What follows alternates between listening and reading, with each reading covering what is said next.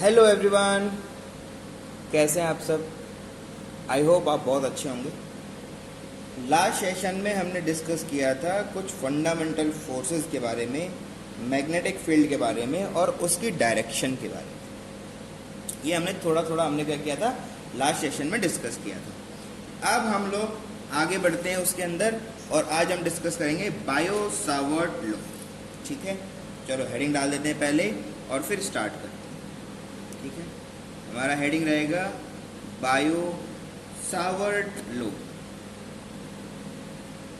Biot Savart's law, ठीक है, काफ़ी इंपॉर्टेंट है। जैसे हमारा इलेक्ट्रिक फील्ड जो हमने पढ़ा है फर्स्ट चैप्टर के अंदर, इलेक्ट्रोस्टैटिक्स पढ़ा है, वहाँ पर कूलम्ब्स लॉ हमारे पास में फंडामेंटल लॉ था और उसी से हमने हर चीज़ को क्या किया था, डिराइव किया था। क्लियर है। उसी तरह से मैग्नेटिक फील्ड के कंसेप्ट के अंदर या मूविंग चार्ज एंड मैग्नेटिज्म वाले चैप्टर के अंदर आपका सारा का सारा कंसेप्ट किस पे डिपेंड होगा, बायो सावर्ट्स लॉ पे डिपेंड होगा। ठीक है, बायो सावर्ट्स लॉ अपने आप में बहुत ही अच्छा कंसेप्ट है। जैसे कूलम्ब्स लॉ था उसी तरह से हमारा एक बायो सावर्ट्स का कंसेप्ट है। क्लियर है। चलो क्या कहना चाहते हैं ये, ठीक है, ये ध्यान रखना कि जब भी आप बायो सावर्ट्स लॉ के बारे में बात करोगे तो सिर्फ और सिर्फ ये वैलिड है करंट कैरिंग वायर के लिए। ठीक है, करंट कैरिंग वायर मतलब कोई अगर जो भी आप कोई वायर लोगे उसमें करंट होना चाहिए। अगर उसमें करंट नहीं है तो फिर आप इस लॉ को यूज नहीं कर सकते, आपके लिए किसी काम का नहीं। क्लियर सब बातें। चलो, तो करंट कैरिंग वायर होना चाहिए, बायो सावर्ट लॉ वहां पर हम यूज कर सकते हैं। ये क्या कहना चाहते हैं वो देखिए। ये कहना चाहते हैं कि अगर हमारे पास कोई एक वायर है, ठीक है, कोई वायर है और उसमें कोई करंट क्या कर रहा है, फ्लो कर रहा है। इसमें क्या हो रहा है, कोई करंट फ्लो कर रहा है। तो आपने बोला सर ये आई करंट है जो इसके अंदर क्या कर रहा है, फ्लो कर रहा है। तो हम लोग देखें तो ये पूरे के पूरे वायर में करंट तो फ्लो करेगा, ये तो कंफर्म है। और उसकी वजह से होगा क्या, इसके दोनों साइड के ऊपर एक मैग्नेटिक फील्ड जनरेट होगा। दोनों साइड पे क्या होगा, दोनों वायर के दोनों तरफ क्या होगा, मैग्नेटिक फील्ड जनरेट होगा। ठीक है, तो हमने बोला कि कोई जनरल पॉइंट है, बायो सावर्ट लॉ जब भी हम यूज करते हैं किसी जनरल पॉइंट के लिए इसको हम लोग हमेशा एक्सप्लेन करते हैं। तो आपने बोला कि सर यहाँ पर एक क्या है, छोटा सा कोई पॉइंट है जिसको हमने बोला पी। ठीक है, कहाँ पर है, पी। और ये पी पॉइंट जनरल पॉइंट है। ठीक है, हमने इसको एक्सिस नहीं बोला, इसको हमने ना इक्वेटोरियल एक्सिस बोला है, ऐसा कुछ भी नहीं बोला है, कोई जनरल पॉइंट है। तो ये जनरल जो पॉइंट है ये किसी पॉइंट से हमारा एंगल बनाता है which is equal to theta. Angle कितना है, थीटा। अब आपने कहा सर यहां से क्यों लिया आपने, क्योंकि बेटा पूरे के पूरे वायर की वजह से हम इलेक्ट्रिक फील्ड या मैग्नेटिक फील्ड कभी भी कैलकुलेट नहीं कर सकते। ठीक है, जो भी लॉज होते हैं वो स्मॉल पार्टिकल के लिए होते हैं। तो हम लोगों को यहाँ पर भी क्या लेना पड़ेगा, एक स्मॉल एलिमेंट लेना पड़ेगा। तो इसीलिए हमने यहाँ पर लिया है एक बहुत ही छोटा सा एलिमेंट। ठीक है, लेंथ कितना लिया है उसका, डीएल। उसका जो लेंथ लिया है वो कितना है, डीएल। ठीक है, तो ये जो डीएल है और ये जो पी है, इनके बीच का जो एंगल है वो कितना है, थीटा। के बीच का जो एंगल है वो कितना है, थीटा। और आपको हमेशा से पता है कि ये जो डिस्टेंस हम लोग लेते हैं, डिस्टेंस ऑफ सेपरेशन जो लेते हैं उसको हम लोग क्या बोलते हैं, आर। क्या बोलते हैं इसको, आर। आपको हमेशा पता होता है कि ये जो होता है ये आर जो है वेक्टर है। और क्योंकि डीएल भी यहाँ पर क्या होगा, वेक्टर होगा। आपने कहा सर कैसे होगा, बेटा डीएल मैंने आपको बताया था जैसे एरिया वेक्टर होता था डीए। ठीक है, वो क्या होता था, परपेंडिकुलर आउट होता था आपकी सरफेस से, उसी तरह से डीएल वेक्टर होगा। और ये वेक्टर हमेशा करंट के क्या होगा, अलोंग होगा। ये वेक्टर हमेशा क्या होगा, करंट के अलोंग होगा। करंट जिस डायरेक्शन में जाएगा डीएल वेक्टर भी उसी डायरेक्शन में जाएगा। ठीक है, तो यहाँ पर आप क्लियरली मेंशन कर दो, आर वेक्टर क्या है, पी क्या है, जनरल पॉइंट है, थीटा क्या है, एंगल बिटवीन वायर एंड या फिर DL end P point, R vector क्या है, डीएल जो आपका एलिमेंट है वहां से पी का जो डिस्टेंस है उसको आपने बोला है आर। और डीएल क्या है, एक स्मॉल एलिमेंट है। ठीक है, जिसका लाइन वेक्टर किसके अलोंग होगा, हमेशा आई के अलोंग होगा। हमेशा क्या होगा, आई के अलोंग होगा। ऐसा हम लोगों ने बता दिया, ऐसा हम लोगों ने पहले से क्या कर दिया, पूरा का पूरा इस तरह से स्टेट कर दिया, इन्होंने बता दिया। ठीक है, तो उस कंडीशन के अंदर जब हम बातें करते हैं तब हम बात करते हैं मैग्नेटिक फील्ड। अब होगा क्या, जब इसमें करंट फ्लो करेगा तो यहाँ पर क्या होगा, मैग्नेटिक फील्ड आएगा।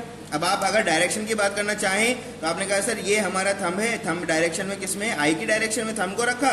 और जब हमने हमारी जो फिंगर्स उनको अगर हमने कर्व किया, टर्न किया, तो हमें देखने को मिला कि ये जो डाउनवर्ड डायरेक्शन के अंदर क्या होगा, इसके अंदर मैग्नेटिक फील्ड, इस पॉइंट के ऊपर मैग्नेटिक फील्ड क्या होगा, डाउनवर्ड डायरेक्शन से क्या करेगा, पास करेगा।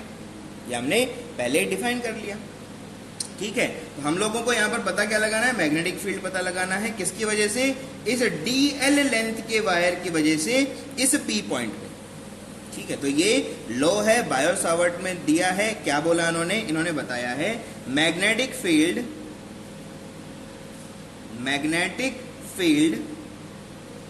Due to DL vector. Vector क्यों बोल रहे हैं, क्योंकि ये आपका वेक्टर है। DL क्या है, यहाँ पर वेक्टर है। तो DL vector length wire carrying current, ये ध्यान रखना है, हमेशा याद रखना, करंट होना चाहिए वायर में, अदरवाइज तो यहाँ कोई मैग्नेटिक फील्ड बनने वाला है नहीं। क्लियर है, तो हमने बोला DL length wire carrying current, magnetic field due to DL length wire carrying current. तो हमने बोला क्या है, अब डेफिनेट सी बात है, छोटा लेंथ है तो इसकी वजह से जो हमारा फील्ड होगा वो भी क्या होगा, बहुत ही छोटा सा होगा। और इन्होंने इस बात को डिफाइन किया कि ये जो D वेक्टर जो है, दिस इज ऑलवेज प्रोपोर्शनल। जैसे लॉ होता है, लॉ कैसे होता है, स्टेट किया होता है, पूरा का पूरा डेफिनेशन होता है उसके अंदर। ठीक है, उसी तरह से जैसे कूलॉम्स लॉ था, उसने क्या बोला कि force between two point charges is directly proportional to. ठीक है, तो वो सब हमने पता होता है कि Q1 Q2 charges divide by inversely proportional to square of distance. उसी तरह से ये सारी बातें होती हैं। आप चाहें तो इसको डायरेक्टली पूरा डेफिनेशन लिख सकते हो, आप अगर चाहें तो इसको डायरेक्टली ऐसे भी लिख सकते हो। तो क्या क्या बोलता है, ये बोलता है कि जो भी आपका इंटेंसिटी ऑफ मैग्नेटिक फील्ड है, ये डिपेंड करता है सबसे पहले तो किसके ऊपर, करंट के ऊपर। दूसरा इन्होंने बोला कि ये जो आपका मैग्नेटिक फील्ड है, इसका इंटेंसिटी डिपेंड करता है, दूसरा किसके ऊपर डिपेंड करता है, दूसरा डिपेंड करता है ये DL के ऊपर, ये लेंथ कितना बड़ा है उसके ऊपर डिपेंड करता है। तीसरा इन्होंने बोला कि आपके पास में जो DB है, DB वेक्टर मतलब मैग्नेटिक फील्ड का इंटेंसिटी है, ये डिपेंड करता है कि ये किस एंगल पे गिवन है। ठीक है, तो एंगल कौन सा हमारे पास में, साइन थीटा पे डिपेंड करता है। और उसके बाद इन्होंने बोला कि जो भी आपका इंटेंसिटी ऑफ मैग्नेटिक फील्ड है, ये डिपेंड करता है inverse square of R, 1/r² पे। ये क्या करता है, डिपेंड करता है। इन सबको जब हमने कंबाइंड किया, इन सबको हमने क्या किया, कंबाइंड किया, तो हमें मिला कि DB vector is proportional to, क्या क्या है हमारे पास में, डायरेक्ट प्रोपोर्शनल में ये सब है और इनवर्स में ये सब है। तो क्या बोला गया, ये बोला गया I, ये बोला गया DL, और हमने बोला ये हो गया सर जी हमारे पास में साइन थीटा, और डिवाइड बाय में क्या लिख दिया हमने, R²। क्या लिख दिया हमने, R²।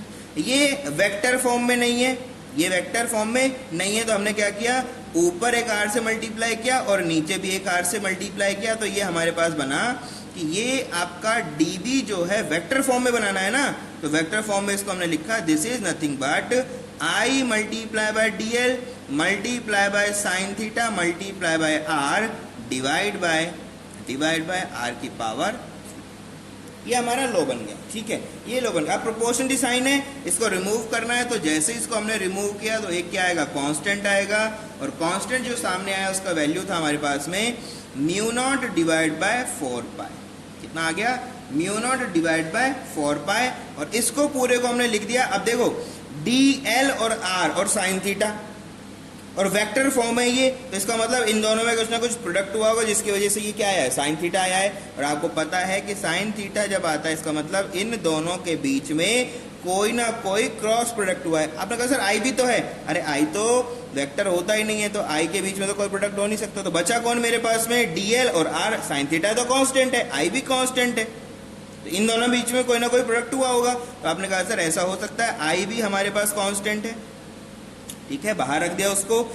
इसको सॉल्व किया तो क्या मिला आपको, आपने कहा सर देखो DL भी वेक्टर होता है और R भी क्या होता है, वेक्टर होता है, और इन दोनों में कोई प्रोडक्ट होगा तो DL R साइन थीटा आ जाएगा। डिवाइड बाय में क्या आ जाएगा बेटा, R की पावर 3। कितना आ जाएगा, R की पावर 3। तो ये जो सामने आपके आया है, दिस इज बायो-सावर्ट्स लॉ। ये क्या है आपका, this is nothing but bio-Savart's law. ठीक है, तो इन्होंने पूरा का पूरा मैग्नेटिक फील्ड इस तरह से इन्होंने क्या किया है, डिफाइन किया है। इस तरह से आप सारी सारी बातें कर सकते हो। मैंने आपको बताया था कि ये जो होता है इसका जो यूनिट है वो क्या है, मैग्नेटिक फील्ड का यूनिट क्या होता है, टेस्ला। ठीक है, या तो आप बोलेंगे टेस्ला, या तो आप क्या बोलेंगे हमेशा इसको, वेबर। क्या होता है, वेबर पर मीटर स्क्वायर। या तो टेस्ला बोलो या तो वेबर पर मीटर स्क्वायर बोलो, दोनों आप बोल सकते हो, कोई प्रॉब्लम नहीं है। और अगर आप चाहें कि नहीं सर मुझे न्यूटन और मीटर उस तरह की फॉर्म में चाहिए, जनरल फॉर्म में चाहिए, तो कैसे बोलोगे, ये होता है आपका न्यूटन्स पर एम्पियर मीटर। कितना होता है, न्यूटन्स पर एम्पियर मीटर, जिसको हम लोग क्या बोलते हैं, टेस्ला। इसी को हम लोग क्या बोलते हैं, टेस्ला।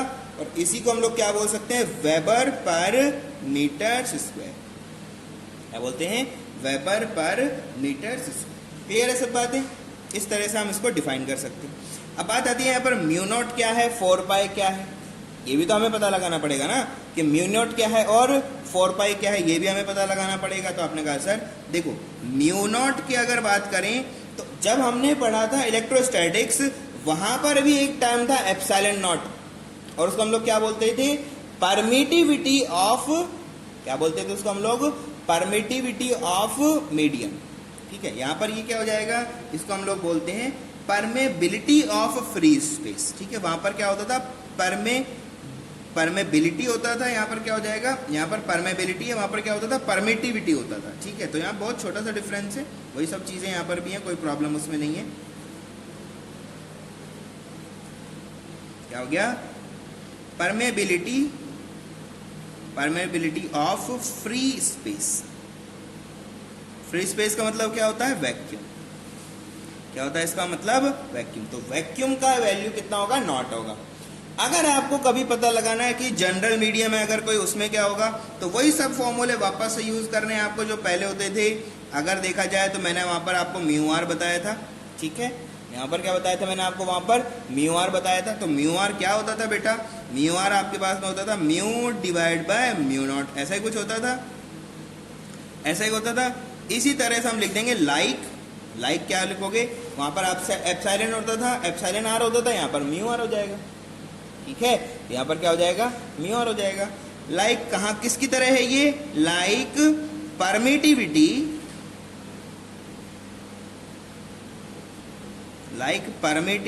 Of medium. जो परमिटिविटी ऑफ मीडियम होता था उसी की तरह से हम लोग इसको यहाँ पर डिफाइन कर सकते हैं। क्लियर है। अब बात आती है ये पूरा का पूरा कांस्टेंट, इसका वैल्यू होता कितना है, इसका पूरा वैल्यू होता कितना है, ये हमें पता लगाना है। चलो देखते हैं कितना होता है।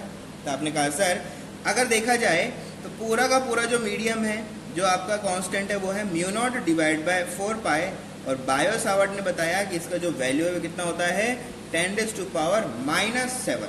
कितना होता है, 10⁻⁻7। अब बात आती है इसका कुछ ना कुछ यूनिट रहेगा, फिलहाल हम लिखेंगे यूनिट, और अब इस यूनिट को पता भी लगाना पड़ेगा। इस यूनिट को हमें क्या करना है, पता भी लगाना कि होगा कितना। सब काम तो करना पड़ेगा हमें थोड़ा थोड़ा सा। ठीक है, तो कैसे पता लगाएं, तो आपने कहा सर देखिए, अगर देखा जाए अभी हमने पूरा का पूरा डेरिवेशन देखा था, मतलब पूरा का पूरा एक फिनोमिना देखा था, जिसके अंदर डीबी वेक्टर जो था वो क्या था, I multiply by DL multiply by R divide by, ये वेक्टर में था। ठीक है, ये क्रॉस प्रोडक्ट था, वेक्टर में था। डिवाइड बाय में क्या बेटा, कितना था, आर क्यूब, और इधर क्या था मेरे पास, म्यू नॉट डिवाइड बाय 4 पाई। क्या था, म्यू नॉट डिवाइड बाय 4 पाई। इसका यूनिट पता लगाना है तो आप देखो, ये किस में होता है बेटा, टेस्ला। किस में होता है, टेस्ला। करंट किस में होता है, एम्पियर। लेंथ किस में होता है, मीटर्स। ये लेंथ किस में होता है, मीटर्स। डिवाइड बाय में मीटर का पावर कितना हो गया, क्यूब, और ये हो गया मेरे पास में म्यू नॉट डिवाइड बाय 4 पाई। ये पता लगाना, बाकी सबको उस तरफ भेज दो, बाकी सबको उस तरफ भेज के खत्म करो। तो आपने कहा सर कैसे कैसे करें, तो भैया पहले तो यहाँ पर आप देख लो, मीटर स्क्वायर से तो ये मीटर की पावर 3 खत्म हो जाएगा, तो 1 मीटर बचेगा। ठीक है, ये उधर चला जाएगा, तो क्या बनेगा, ये हो गया tesla into metre divide by ampere. कितना हो गया, tesla into metre divide by ampere. और इसको टेस्ला क्या लिखते हैं, वेबर पर मीटर स्क्वायर। क्या लिखते हैं, वेबर पर metre square into metre divide by ampere. तो आप बोल सकते हो कि उस कंडीशन में आप देखोगे तो आपने कहा sir mu naught divide by 4 पाई। ठीक है, ये किसके बारे में बातें हो रही हैं, ये बातें हो रही हैं हमारी म्यू नॉट डिवाइड बाय 4 पाई। ठीक है, किसकी बात हो रही है?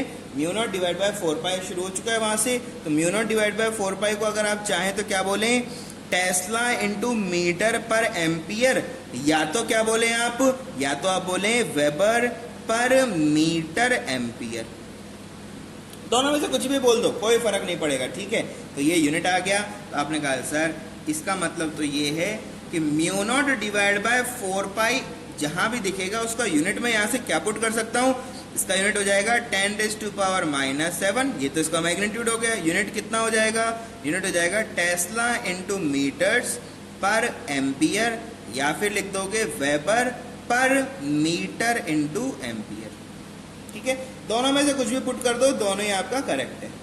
ठीक है, क्या होता है? परमिटिविटी होता है किसी मीडियम का। वैक्यूम फिलहाल हम लेके चलते हैं तो उसके हिसाब से सारे के सारे कैलकुलेशन हो जाएगा। ठीक है, डायरेक्शन की बात अगर करें, ठीक है, तो अगर हम बात करें तो आपने कहा सर देखो ये जो आपने लिखा है डीबी वेक्टर, डीबी वेक्टर लिखा क्या गया है? आपने कहा सर ये है mu naught divide by 4 pi multiply by I multiply by DL vector cross multiply by cross किसका है? आर, डिवाइड बाय में क्या है मेरे पास में सर जी? Are cube. ये हमारा क्या है? ये हमारा क्या है? ये पूरा का पूरा हमारा छोटे डीएल की वजह से जो मैग्नीट्यूड डेवलप होगा, जो इंटेंसिटी डेवलप होगा किसी मैग्नेटिक फील्ड का, ये है। ठीक है, तो ये क्या है? Intensity of magnetic field, intensity of magnetic field due to DL length wire carrying current, जो करंट कैरी कर रहा है, आई करंट कैरी करता है डीएल लेंथ का वायर, उसकी वजह से जो हमारे पास में इंटेंसिटी है वो हमारे पास है वैल्यू इसका टेस्ला है। वैल्यू कितना है? टेस्ला है। अब बात आती है डायरेक्शन। तो डायरेक्शन में आपको बता चुका हूं, राइट हैंड थंब रूल। ठीक है, क्या बताया है? राइट हैंड थंब रूल, या फिर क्या बताया? Screw rule. दोनों से इसको पता लगा सकते हो। ठीक है, तो आप यहां पर अगर चाहें तो आप लिख सकते हो direction of dB vector eight point P point के ऊपर डीबी वेक्टर का डायरेक्शन क्या है वो पता लगा। देखो पी पॉइंट बहुत सारे हो सकते हैं, तो पहले आप बोलोगे, पूछोगे कि सर पी पॉइंट कहाँ पर है, वो पहले बताओ, तब हम इसकी बातें करेंगे। तो फिलहाल के लिए हमारा जो पी पॉइंट है वो तो कहाँ पर है? आपने कहा सर देखो फिलहाल हमारा जो करंट कैरिंग वायर है वो ये है, और ये हमारा पी पॉइंट है। ठीक है, करंट कैरिंग वायर ऐसा कुछ है, और इस तरह से हमारा क्या है? पी पॉइंट है। तो इस पी पॉइंट के ऊपर इसका कितना इंटेंसिटी का इफेक्ट आएगा, किस तरह से ये बिहेव करेगा, ये हमें पता लगाना है। ठीक है, तो आपको करना क्या है? करंट की डायरेक्शन में आपका थंब रखना है, और पी पॉइंट की तरफ क्या करना है? आपको थंब रखना है, और अपनी फिंगर्स को क्या करना है? कर्ल करना है। इस तरह से क्या करना है? कर्ल करना है। ठीक है, तो करंट इस तरफ है, इस तरफ कर्ल करोगे तो कैसा दिखेगा आपको? डाउनवर्ड। कैसा दिखेगा? डाउनवर्ड। ठीक है, तो आप लिख सकते हो, तो आप बोलोगे डी बी वेक्टर कहां पर बात कर रहे हो? पी कैसा हो जाएगा? डाउनवर्ड। कैसा हो जाएगा? डाउन। और रिप्रेजेंट कैसे करते हो? क्रॉस। कैसे प्रेजेंट करते हो? क्रॉस। ठीक है, तो आप बोलोगे कि पी पॉइंट के ऊपर जो भी आपका इलेक्ट्रिक फील्ड होगा, सॉरी मैग्नेटिक फील्ड होगा, वो कैसा होगा? डाउनवर्ड होगा। ठीक है, कैसा होगा? डाउनवर्ड। तो अलग अलग पॉइंट के ऊपर आप लोग कैलकुलेट कर सकते हो। ठीक है, अलग अलग पॉइंट के ऊपर इसको कैलकुलेट किया जा सकता है, जिसमें आपको कोई प्रॉब्लम नहीं होना चाहिए। तो चलो कुछ फील्ड बनाते हैं और फिर उसकी कैलकुलेशन कर डालते हैं। ठीक है, उसकी कैलकुलेशन कर देते हैं। तो आपको ध्यान देना है बस, फॉर्मूला जो है this is only applicable for elemental wire, छोटे लेंथ के लिए दिया हुआ है ये। आप कभी ऐसा मत करना कि सर ये डीबी है तो इसको बी ले लेते हैं, एल लेंथ ले लेते हैं, आई करंट ले लेते हैं, आर डिस्टेंस, सीधा सीधा मल्टीप्लाई कर दो, हो गया। नहीं, क्योंकि हर पॉइंट के ऊपर मैग्नेटिक फील्ड का वैल्यू चेंज होगा, वो बहुत सारे वेक्टर्स पर डिपेंड करता है, और वेक्टर का जैसे ही डायरेक्शन चेंज होता है, जैसे ही उसका थोड़ा सा स्लाइट एंगल चेंज होता है, उसका सारा का सारा प्रॉपर्टी चेंज हो जाता है। आपको पता होना चाहिए। उस सिचुएशन को सॉल्व करने में ध्यान देना है। तो मैं यहाँ पर हेडिंग डाल देता हूँ आपके लिए, इंपॉर्टेंट है ये पॉइंट बहुत ज़्यादा। The formula can only be used for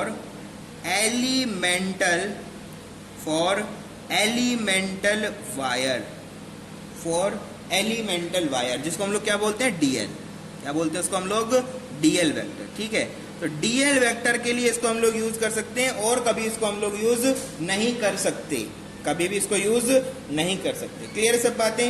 तो ये ध्यान देना है आपको। अब बात आती है डायरेक्शन कैसे होगा। डायरेक्शन कैसे होगा, तो देखो पहली चीज तो आपको कुछ फॉर्मूला, कुछ छोटे छोटे एजम्पशंस, छोटे छोटे कैलकुलेशंस, आपको जो फॉर्मूला गिवन है उससे थोड़ा सा देखना पड़ेगा, तब जाके हम इसकी डायरेक्शन और अच्छी तरह से पता भी लगा पाएंगे। ठीक है, तो अभी अभी हमने क्या लिखा था, हमने लिखा था DB vector which is equals to mu naught divide by 4 pi multiply by I multiply by में क्या था बेटा, DL vector cross R vector divide by R cube vector. ठीक है, तो यहां पर देखें आप, यहां पर आप अगर देखते हो तो आपने कहा था DB vector is proportional to DL vector cross DR vector. Cross product है, क्या है, क्रॉस प्रोडक्ट है, और इनकी वजह से रिजल्टेंट कौन बनेगा, डीबी। क्या बनेगा, रिजल्टेंट कौन बनेगा, डीबी। क्लियर सब बातें? तो डीबी अगर हमारा रिजल्टेंट यहां पर बन जाता है तो उस सिचुएशन में आप देख सकते हो कि अगर डीबी हमारा रिजल्टेंट, तो आप बोलोगे सर इसका मतलब है डीबी जो है वो परपेंडिकुलर होगा किसके, डीएल वेक्टर के, और हमारा जो डीबी वेक्टर है ये परपेंडिकुलर होगा किसके, डीआर वेक्टर के। क्यों ऐसा बोलते हो, क्योंकि आपको पता है वी नो, क्या जानते हो भैया आप, तो आपने कहा sir we know that the cross product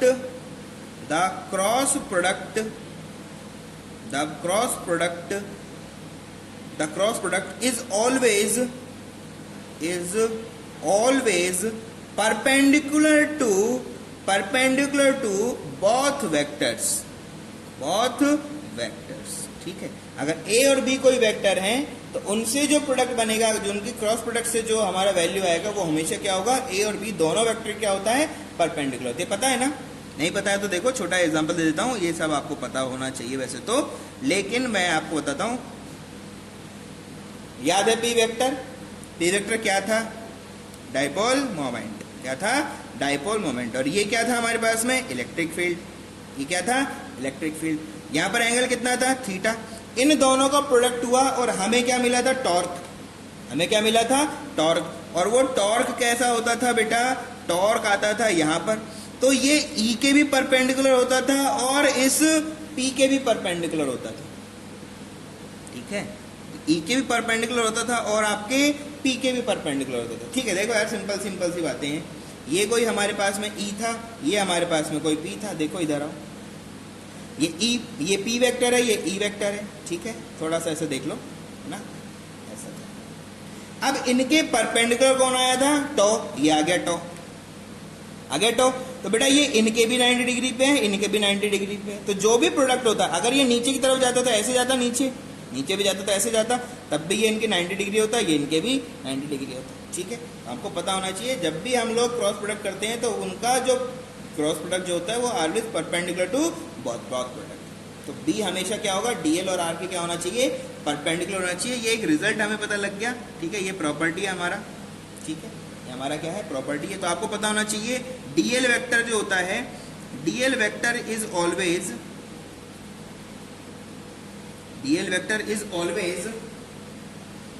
in direction of current। जो करंट का डायरेक्शन होता है उसी डायरेक्शन हमेशा क्या होता है, डीएल वेक्टर होता है। आर वेक्टर तो आप पता ही लगा लोगे भाई, एक पॉइंट से दूसरे पॉइंट के बीच में ये वेक्टर है ना। तो R1 2 2 1 जो बोलना चाहोगे उसमें हो जाएगा, कोई दिक्कत उसमें आपको नहीं आएगा। ठीक है, तो ये सब चीजें हमारे पास में। ठीक है,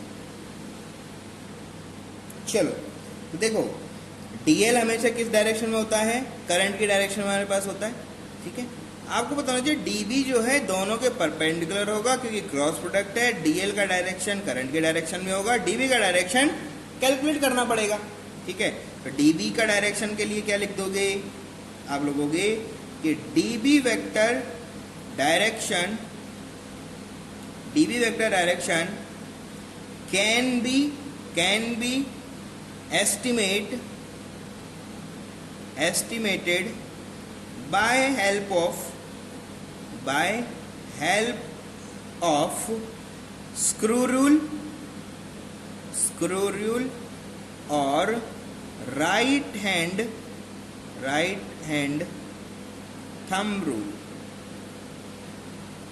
ठीक है, दोनों की हेल्प से हम लोग ये काम कर लेंगे, कोई प्रॉब्लम इसमें हमको नहीं है। ठीक है, तो अब देखोगे तो आपने कहा था डीबी का डायरेक्शन हो कहाँ सकता है, तो डीबी का डायरेक्शन या तो आपका हो सकता है आउटसाइड द पेज या तो हो सकता है इनसाइड द पेज। ठीक है, तो डॉट का मतलब क्या होगा, डॉट जहां भी हम लगा देंगे, ठीक है, आगे धीरे धीरे हम लोग अपवर्ड और इनवर्ड नहीं लिखेंगे, डायरेक्टली क्या लिखेंगे, डॉट लिखेंगे, क्रॉस लिखेंगे। ठीक है, डॉट का मतलब क्या होगा, दिस इज ऑलवेज, हमेशा याद रखना, दिस इज आउटवर्ड। ठीक है, और ये किसके लिए यूज होगा, हमेशा इनवर्ड। ठीक है, हमेशा किसके लिए यूज होगा, इनवर्ड। तो हमने पता लगा लिया ऐसा ऐसा कुछ होता है। रूल का क्या है, या तो आप स्क्रू रखें, या तो क्या करें, आप स्क्रू रखें, किसी पॉइंट पे स्क्रू रखा आपने और आपने क्या किया, आपने उसको रोटेट किया। आपने क्या किया, रोटेट किया, किस डायरेक्शन में, जिस तरफ करंट जाता है उसी डायरेक्शन में रोटेट करना है। तो जैसे अगर करंट इधर जा रहा है तो इधर रोटेट करोगे तो क्या होगा, ये इनवर्ड जाएगा। अगर करंट इस डायरेक्शन में आ रहा होगा तो क्या होगा, इस तरह से करोगे तो आउटवर्ड आएगा। ठीक है, तो थोड़ा सा एक बार प्रैक्टिस कर लेते हैं थोड़ी सी, जिससे कि हम लोग अच्छे से इसको समझ पाएँ। ठीक है, तो कुछ छोटे छोटे एग्जाम्पल लेके चल रहे हैं जिसकी हेल्प से हम इसको कर पाए। ठीक है, तो फिलहाल के लिए अगर हम बात करते हैं तो कोई करंट कैरिंग वायर है। ठीक है, तो ये हमारे पास में कोई करंट कैरिंग वायर है आई। ठीक, सिमिलरली हमारे पास में यहाँ पे एक और करंट कैरिंग वायर है जिसमें यहाँ पर इस डायरेक्शन में हमारे पास आई है। सिमिलरली अगर आप बात करें तो अब देखो डॉट बना सकता हूँ मैं। ठीक है, ये क्या होगा, करंट के लिए डॉट बना दिया मैंने और ये बना दिया मैंने आपके करंट के लिए क्रॉस। इन चीज़ों को समझना हमें सबसे इंपॉर्टेंट है। ये क्या बना हुआ है ये आप पहले समझो। डॉट का मतलब क्या है, करंट कमिंग आउट। इसका मतलब क्या है, करंट कमिंग आउट। इसका मतलब क्या है, current going in. Current going in ये इनवर्ड के लिए होता है, चाहे वो आपका बी का वैल्यू हो, चाहे वो आपका आई का वैल्यू हो, कोई भी प्रॉपर्टी, कोई भी फिजिकल प्रॉपर्टी अगर वो इस तरह से डायरेक्शन रखता है, वेक्टर है, तो हम इस तरह से उसको डिफाइन कर सकते हैं, कोई प्रॉब्लम नहीं। क्लियर सब बातें। चलो, तो आपने कहा सर यहाँ पर क्या करना है मुझे, बेटा जी यहाँ पर पॉइंट P है, यहाँ पर एक पॉइंट क्या है आपका Q है। सिमिलरली यहाँ पर एक पॉइंट P है, यहाँ पर आपके पास में एक पॉइंट Q है। सिमिलरली आपके पास में यहाँ पर एक पॉइंट P है, यहाँ पर एक पॉइंट क्या है Q है। इसी में भी यहाँ पर आपके पास में एक पॉइंट P है और यहाँ पर आपके पास में पॉइंट एक Q है। इन सारे पॉइंट्स के ऊपर आपको कैलकुलेट करना है कि किस तरह से करंट आपका मैग्नेटिक फील्ड आपका मोशन करता है। तो P पॉइंट Q पॉइंट अलग अलग वायर पे गिवन है, इन सब पे हमें मैग्नेटिक फील्ड पता लगाना है। तो देखें जरा क्या करना है, या तो स्क्रू रूल करोगे यूज, या तो क्या यूज करोगे आप, राइट हैंड थंब रूल करोगे। ज्यादा अच्छा कौन है, कोई भी यूज करो, आपको जो समझ में आ जाए वो अच्छा है। क्लियर सी बातें हैं। तो ये रहा डायरेक्शन, ये रहा P पॉइंट, कर्ल किया, कैसे हो रहा है, फिंगर्स किस तरफ जा रही है, इनवर्ड। किस तरफ जा रही है, इनवर्ड। तो आपने बोला P पॉइंट के ऊपर मैग्नेटिक फील्ड कैसा होगा, इनवर्ड होगा।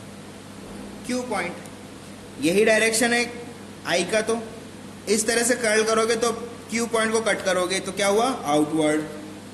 कैसा हो गया, आउटवर्ड। तो Q पॉइंट पे कैसा हो गया, ये आउटवर्ड। सिमिलर केस में यहाँ भी है, ये मैंने राइट हैंड थंब रूल से किया है, इसको मैं आपको स्क्रू से करके बता देता हूँ। ठीक है, तो ये क्या हुआ, ये स्क्रू रहा, ये रहा स्क्रू।